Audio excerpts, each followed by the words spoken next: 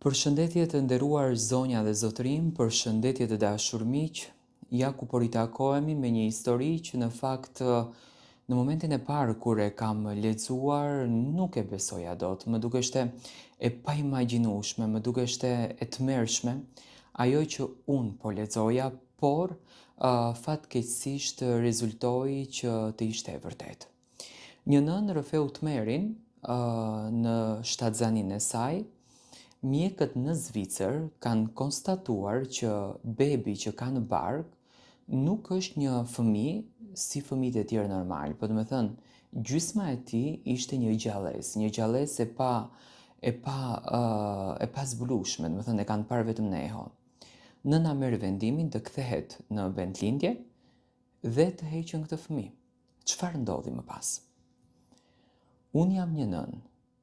Dhe historia që do t'rregoj është një nga momentet më të tmerrshme të jetës time.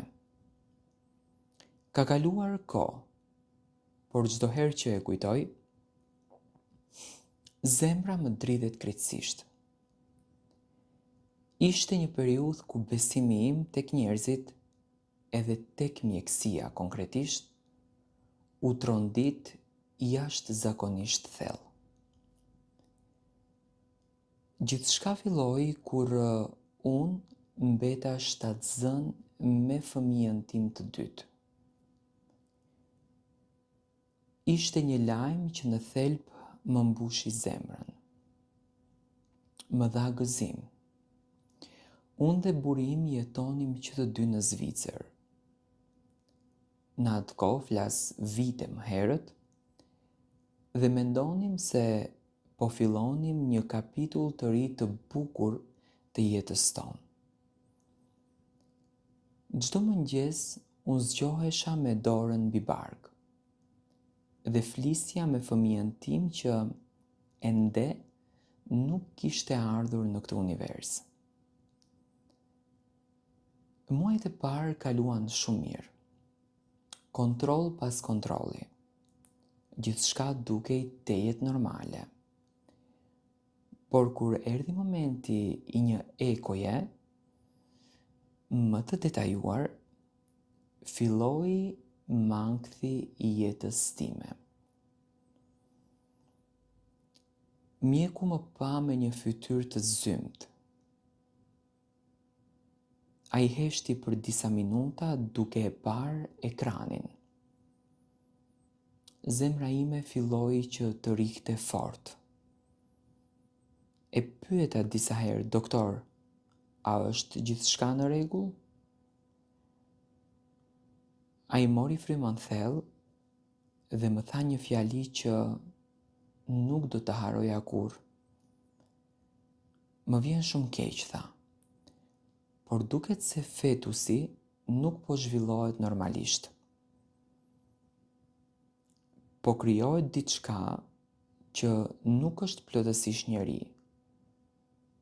Është gjysmë trup njeriu dhe gjysmë një krijesë e pazakontë. Në atë moment më dukej sikur toka u hap poshtë këmbëve të mia. Nuk mund ta besoja atë që po dëgjoja. Syt më mbushën me lotë dhe e pyeta, çfarë do të thotë kjo gjë? A ka shpresë? Por përgjigjja e tyre ishte e ftohtë. Më mirë ta ndërprisni shtatzanin sa më shpejt. Fëmia nuk do të jetë normal. Ato fjalë më shkatëruan të tërën. Për ditët e tëra as nuk haja, as nuk flija, çdo natë qaja dhe i flisja fëmijës në barkë. Nuk mund ta pranoja që diçka kaq e tmerrshme po ndodhte me mua. Burri im përpiqej që të më qetësonte, por edhe ai në fakt ishte shumë i friksuar. Mjekët në Zvicër këmbëngulnin se ndërprerja e shtatzanisë ishte zgjidhja më e mirë. Por zemra e një nëne nuk bindet lehtë.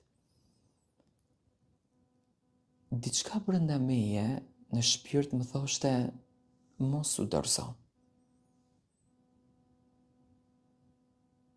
Pas shumë netësh pa gjumë, mora një vendim të vështirë. Vendosa që të kthesha në Shqipëri për të bërë edhe një kontroll tjetër. Doja të dëgjoja një mendim tjetër para se të merrja një vendim kaq të madh. Kur erdha në Shqipëri, shkova menjëherë tek një mjek për të bërë një eko tjetër. Isha e dridhur nga frika, në kokë më silleshin vetëm fjalët e mjekëve nga Zvicra. Mjeku në Shqipëri filloi të shikonte ekranin e ekos. Unë me zimerja frym, prisja të dëgjoja të njëjtën gjë të tmerrshme. Pas disa minutash ai më tha, fëmia është këtu, por ka disa paqartësi në zhvillim. Këto fjalë më shtuan edhe më shumë ankthin. Duket sikur gjithçka po konfirmohej, frika po më gërryente nga brenda.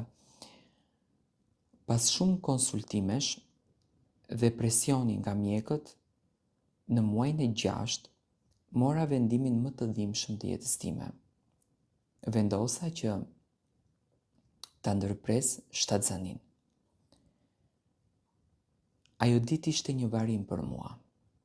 Ndihesha sikur po humbisja një pjesë të shpirtit tim.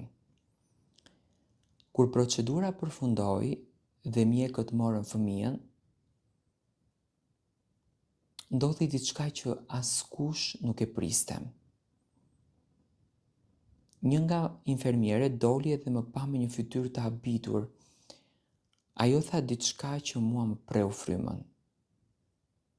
Fëmia është normal, tha. Në atë moment më dukej sikur zemra mu ndal. Nuk e besoja, e pyeta duke qarë, si është e mundur? Më thanë se djali ishte formuar normalisht për muajin e 6. Nuk kishte asnjë shenjë të asaj që më kishin përshkruar mjekët më parë. Unë shpërtheva në lot dhimbje, pendese dhe shoku. Nuk mund ta përshkruaja të ndjenjë. Ishte sikur e gjithë bota ime u rrëzua në një sekond. Mendova për të gjitha netet që kisha folur me të, për të gjitha ëndrat që kisha bërë për djalin tim. Dhe tani ai nuk është më. Për shumë kohë nuk arrita t'ia fal vetes time. Pyesja veten çdo ditë. A bëra gabim, a duhej ta kisha pritur? Sot edhe pse kanë kaluar shumë vite, unë ende kujtoj djalin tim. Nuk e mbajta kur në krah, por ai gjithmonë do të ketë një vend në zemrën time. Fatkeqësisht, disa mjek në historitë të nënave shqiptare kanë bërë gabime të tilla.